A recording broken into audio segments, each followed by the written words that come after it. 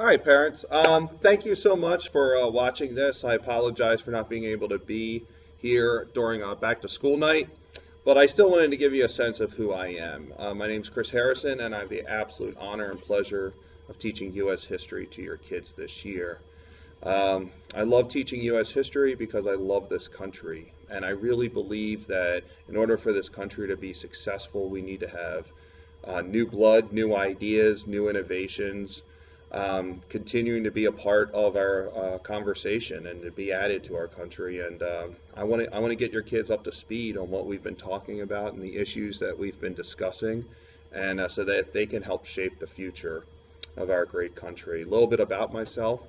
I graduated from Falston High School, and when I was in school, probably the number one thing I wanted to do was play college football. I was able to do that at Cornell University for 4 years.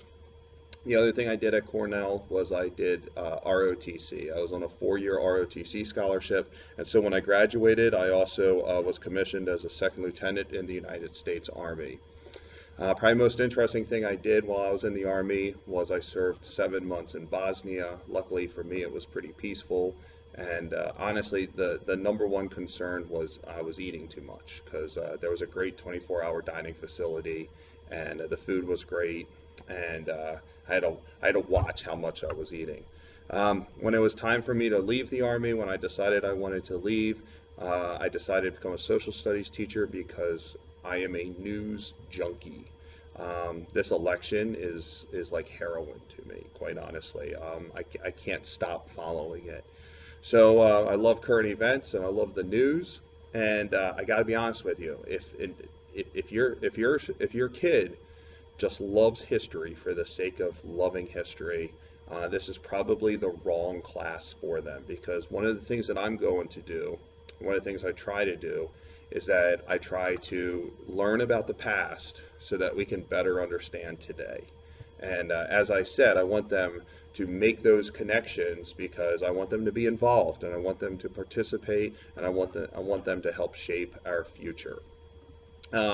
The class is pretty heavy on independent reading. Every night I'll expect them to read, whether it's from the textbook or whether it's a handout that I give to them, and I expect them to take notes.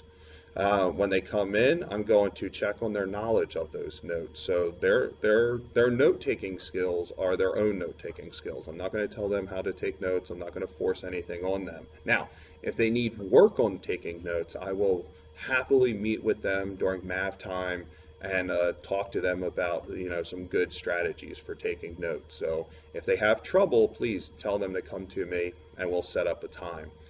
One of the key aspects of this class is the schedule, okay? At the beginning of every unit, I pass out a schedule, and this schedule not only has the topics of what we're doing, but also what is due for that day. The reason why I do that is because it allows them to have control over their own schedule. They don't have to wait for me to tell them what the homework is. That way, if something's due Wednesday night and you have grandma's birthday on Tuesday night, and it's going to be tough to finish that homework, you can do your homework before that. Nothing's stopping you from doing your homework before that.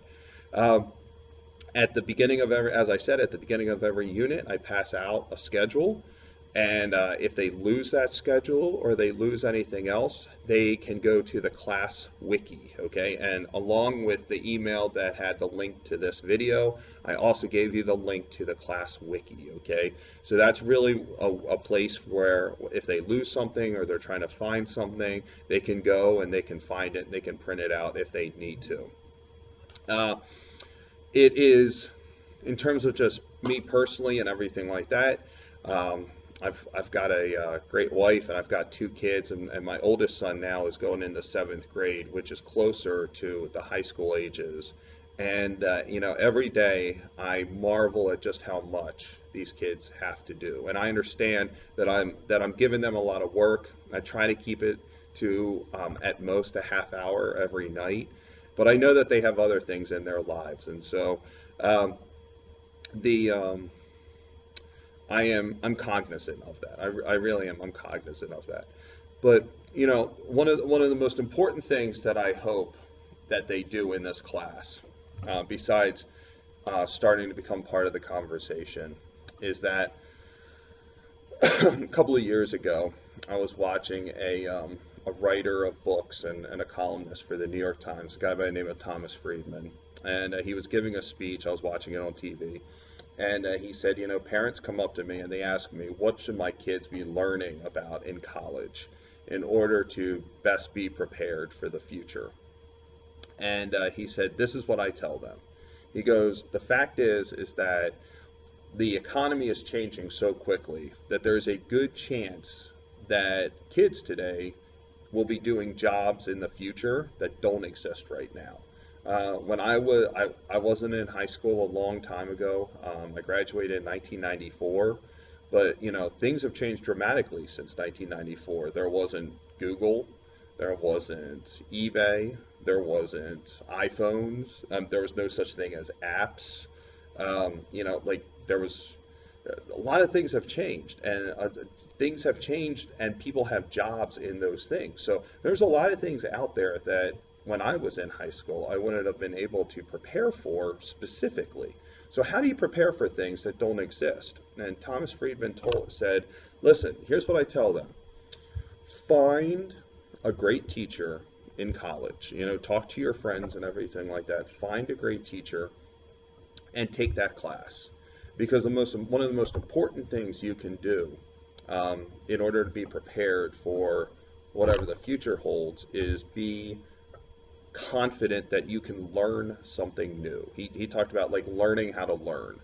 And one of the things that I hope to do in this class is I hope to give them an opportunity to practice and an opportunity to develop the ability to learn something new. Even though there's some things in this class that they will have heard about before, there's a lot of things in this class that they've never learned before, even though it deals with our country.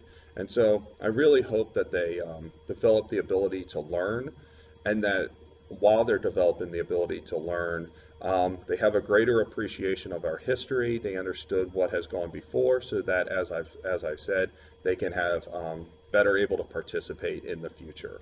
It should be a great year. I've got great projects that I think they're going to have a lot of fun doing. We're going to learn a lot of stuff about us as a nation, and I can't wait to hear your kids' input into it and get them up to speed and have a great conversation with them all year. So my email address is charrison2@bcps.org.